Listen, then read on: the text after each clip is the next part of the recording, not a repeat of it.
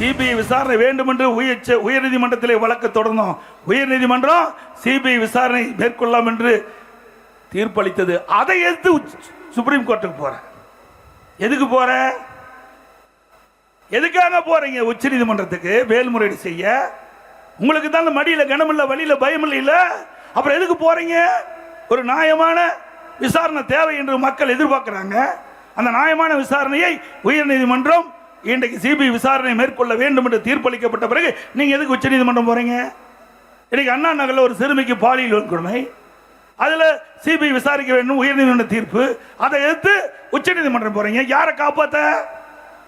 ஆக சிந்தித்து பாருங்கள். இந்த ஆட்சியில குற்றவாளிகளை காப்பாற்றுவதிலே முன்னுரிமை கொடுத்துக் கொண்டிருக்கிற அரசாங்கம் திராவிட முன்னேற்ற கழக அரசாங்கம். இப்படிப்பட்ட அரசாங்கம் தொடர வேண்டுமா? நல்லா சத்தமா சொல்லுங்க. எவ்வளவு அநியாயம்! இன்னைக்கு தமிழ்நாடு காவல்துறை திமுகவுடைய கைப்பாவையாக மாறிவிட்டது. நியாயம் கிடைக்காது இந்த ஆட்சியில. இந்த ஆட்சியில் இருக்கின்ற காவல்துறை விசாரிக்கப்பட்டால் நியாயம் கிடைக்காது. அதனாலதான் சிபிஐ விசாரணை மேற்கொள்ள வேண்டும் என்று தொடர்ந்து அனைத்து இந்திய அண்ணா திராவிட முன்னேற்ற கழகம் பல்வேறு வழக்குகளை சுட்டிக்காட்டி நீதிமன்றம் சென்று தீர்ப்பை பெற்றால் அதற்கு மேல்முறை செய்கின்ற அரசாங்கம் திமுக அரசாங்கம். ஆக இன்றை சிந்திச்சு பாருங்க. அதோட இந்த ஆட்சி வந்த பிறகு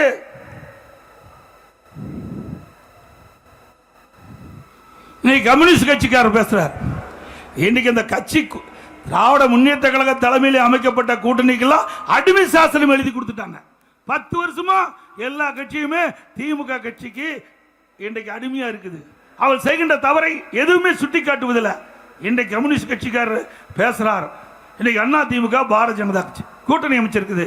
அந்த தேசிய ஜனநாயக கூட்டணி அங்க வைக்கின்ற கட்சிகள் அவர்கள் அந்த கூட்டணியில் அங்கம் வைக்கின்ற கட்சிகளுக்கு அங்கங்க என்னென்ன தொகுதி கொடுக்கப்படும் என்ற ஒரு அறிவிப்பை கொடுத்த உடனே அதுக்கு ஒரு களங்கம் கற்பிக்கிறார் கம்யூனிஸ்ட் கட்சி சேர்ந்த திரு சண்முகம் அவர்கள். திரு சண்முகம் அவர்களே, நீங்கள் அடிமைத்தனமாக இருக்கின்றது இந்த 10 ஆண்டுல மக்களுக்கு தெரியும். அதனாலதான் கம்யூனிஸ்ட் கட்சி வளராம இருக்குது. எங்க கூட்டணியில் அப்படி அல்ல.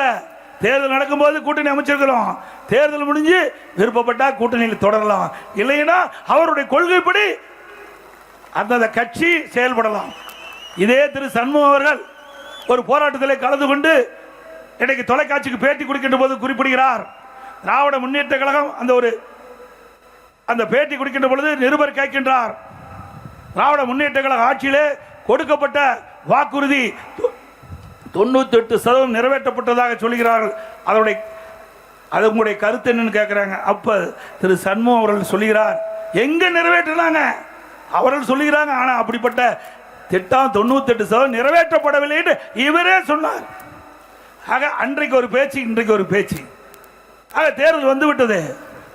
அவர்களால் பொறுத்துக் கொள்ள முடியல. அண்ணா திமுக பிஜேபி கூட்டணி அமைக்காது என்று பல பேர் எதிர்பார்த்தாங்க. அண்ணா திமுக பிஜேபி கூட்டணி அமைத்தவுடனே கருத்துக்கள் இன்றைக்கு வெவ்வேறு விதமா இருக்குது. அண்ணா திமுகவை பொறுத்த வரைக்கும் திராவிட முன்னேற்ற கழக ஆட்சி அகற்றப்பட வேண்டும் என்ற அடிப்படையில் அமைக்கப்பட்ட கூட்டணி.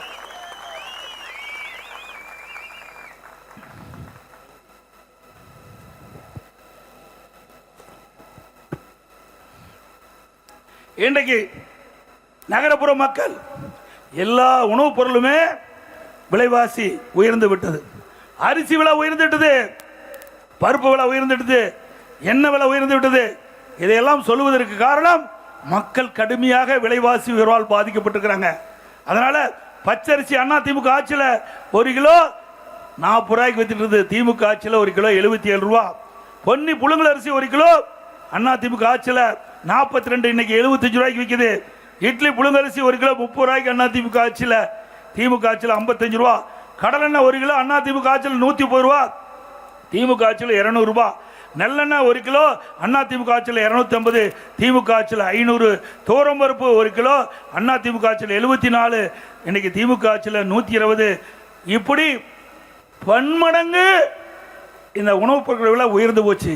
இதனால் ஏழை மக்கள், நடுத்தர மக்கள் கடுமையாக பாதிக்கக்கூடிய சூழ்நிலை இருக்குது. இதையெல்லாம் இந்த அரசாங்கம் கண்டுகொள்ளவில்லை.